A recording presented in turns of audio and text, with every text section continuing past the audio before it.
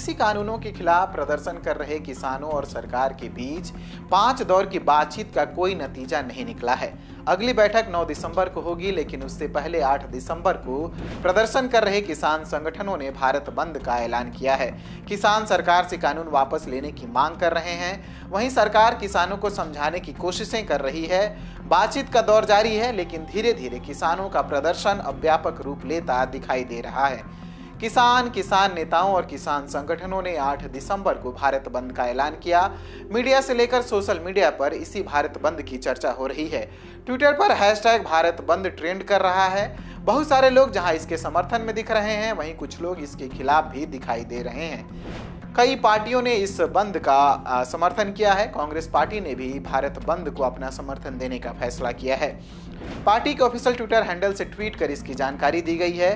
कांग्रेस के पूर्व अध्यक्ष राहुल गांधी और महासचिव प्रियंका गांधी भी लगातार किसानों के मुद्दे उठा रहे हैं और केंद्र सरकार पर निशाना साध रहे हैं। कृषि बिल पर एनडीए छोड़ने वाली पार्टी शिरोमणि अकाली दल ने भी भारत बंद को पूरी तरह समर्थन देने की घोषणा की है। पार्टी के अध्यक्ष सुखबीर सिंह बादल ने एक वीडियो जारी किया है और किसानों के समर्थन का ऐलान किया है। आम आदमी पार्टी ने भी किसानों द्वारा बुलाए गए इस भारत बंद के समर्थन का ऐलान किया है। पार्टी के नेता भगवंत मान ने एक वीडियो जारी कर पार्टी के इस फैसले की जानकारी दी। उन्होंने लोगों से भी इस बंद के समर्थन में आने को कहा है। टीआरएस यानी तेलंगाना राष्ट्र समिति ने भी किसानों के इस भारत बंद को समर्थन देने की घोषणा की है। पार्टी ने ट्वीट कर कहा कि उसके कार्यकर्ता प्रत्यक्ष रूप से इस बंद में भाग लेंगे। सीपीआईएम ने भी भारत बंद का समर्थन किया है। पार्टी के ऑफिशियल ट्विटर हैंडल से इस बात की जानकारी दी गई है कि पार्टी किसानों के इस बंद का समर्थन करेगी। यूपी में समाजवादी पार्टी भी किसानों के पक्ष में लामबंद हो गई है। समाजवादी पार्टी अध्यक्ष अखिलेश यादव ने कहा कि नए कृषि कानूनों के खिलाफ हर जिले में उनकी पार्टी किसान यात्रा निकालेगी और दिल्ली में प्रदर्शन कर रहे किसानों को समर्थन देगी। उन्होंने कहा कि वो खुद कन्नौज मंडी जाएंगे। उन्होंने सरकार से कानून वापस लेने की भी मांग की है। वहीं राष्ट्रीय लोकदल यानी आरएलडी ने भी किसानों के समर्थन का ऐलान किया है। जयंत चौधरी ने ट्विटर पर इसकी घोषणा की। इन पार्टियों के अलावा डीएमके, सीपीआई, एमडीएमके जैसी पार्टियों ने भी तमिलनाडु में भारत बंद को समर्थन देने का ऐलान किया है। अधिकतर राजनीतिक दल किसानों के पक्ष में खड़े दिखाई दे रहे हैं। महाराष्ट्र में शरद पवार ने भी कहा कि अगर किसानों की बात नहीं सुनी गई तो आंदोलन केवल दिल्ली तक सीमित नहीं रहेगा। वहीं अभिनेता और राजनेता कमल हसन ने भी किसानों के समर्थन का ऐलान किया है। किसान नेता बलदेव सिंह निहालगढ़ ने कहा कि ये आंदोलन सिर्फ पंजाब का ना होकर पूरे देश में बढ़ चुका है।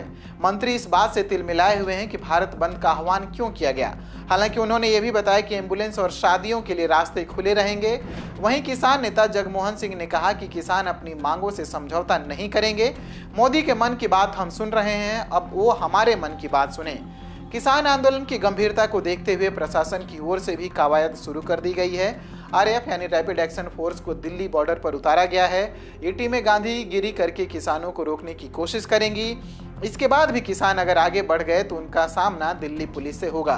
दिल्ली पुलिस भी शांति से किसानों को रोकने की कोशिश करेगी। यदि प्रदर्शन इसके बाद भी आगे बढ़ा तो बीएसएफ मोर्चा संभालेगी और किसानों को आगे बढ़ने से रोकेगी। सुरक्षा बलों ने इसकी प्रैक्टिस के लिए मॉक ड्रिल भी की है।